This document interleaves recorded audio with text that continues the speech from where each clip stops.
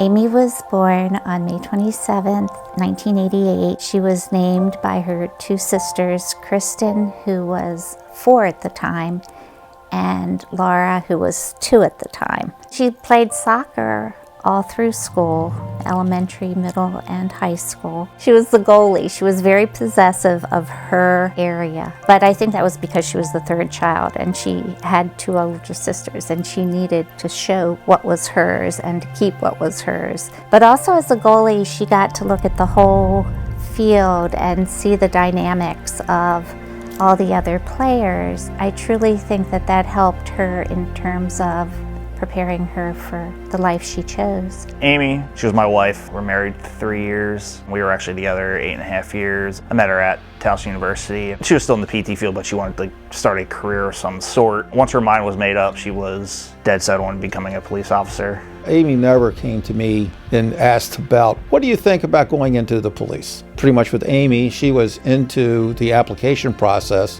when we were notified by her that this is the direction she was going. She researched the departments that she wanted to apply to, and she only applied to Baltimore County. According to Amy, with the research she had done, she truly thought Baltimore County was the best of the best, and she was either going to apply there or nowhere. And she was determined because at one point they said that she wouldn't be accepted because she wore glasses and contacts. So she went ahead and on her own researched LASIK and went ahead and had surgery to correct her eyes. I think her stubbornness, I think it was a good trait to have being a police officer. You know, she was very focused on getting the job done. We worked a case of a string of package thefts in Baltimore County. We had a description of the vehicle. That vehicle was located on Route 40 in one of the motels. As soon as we were contacted and Officer Amy Caprio found out that we had a sight on the vehicle, she immediately said that she wanted to be involved in the investigation because she started the whole investigation. She's actually the person that identified the female suspect involved. We searched the hotel. The 2 suspects were locked up. Some of the things that we found were very unique. One of the things that we found that we didn't have an owner for was a handmade quilt. Within an hour of doing the press release, the owner of the quilt contacted the police department and said that she was the owner of the quilt. That quilt was reunited back with the family that it was sent for, all the way from North Carolina. In the funeral of Officer Caprio, her mother stood at the podium and spoke about quilts, and she took a quilt up there with her. She talked about how each person had a patch on the quilt of each other's lives. You receive a patch and you're given a patch. She talked about how each person touches each person's life. They make your quilt. I thought that that was some type of sign that I'm glad I had the honor to work that case with Amy. On May 21st of 2018, in the early afternoon, Officer Amy Caprio was killed in the line of duty. She was investigating a burglary in progress. She came across the suspect. That suspect was about to exit his car but got back into it and drove over and killed her. She was a fine officer and was showing all the attributes of someone who you would like to have leading this department in the future. These men and women rose to the occasion.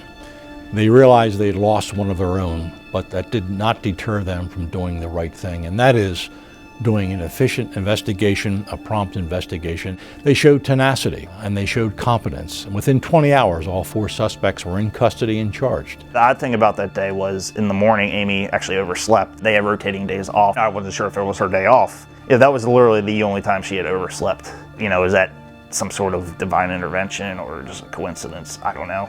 Baltimore County Police Department did everything top-notch, first class. Everyone was extremely supportive. The whole family met hundreds, thousands of officers that week, even more over the next 6, 8, 10 months. The support from the police department is more support than I can ever ask for. One of the real sad parts is that she won't have that opportunity to be of service to both the community and the police department. I think and I believe that her enthusiasm and her love for what she did and the work that she did and the people that surrounded her, the ones that I have talked to, they know what Amy's mission is or was. They're going to continue it.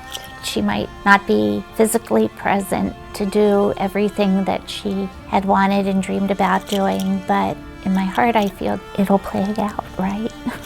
It will, through her friends.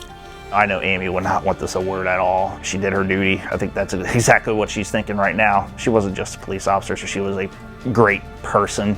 She cared about others. She cared about animals. She was just a person that tried to make other people's lives better. She would definitely put other people before herself, hands down.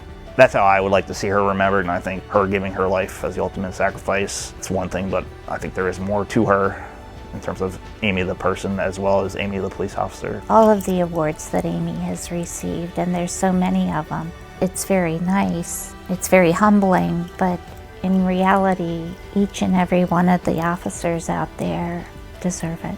I think Amy's greatest gift that she left with us is she's opened so many doors for us and left us with so many friends and support systems. She didn't leave us alone.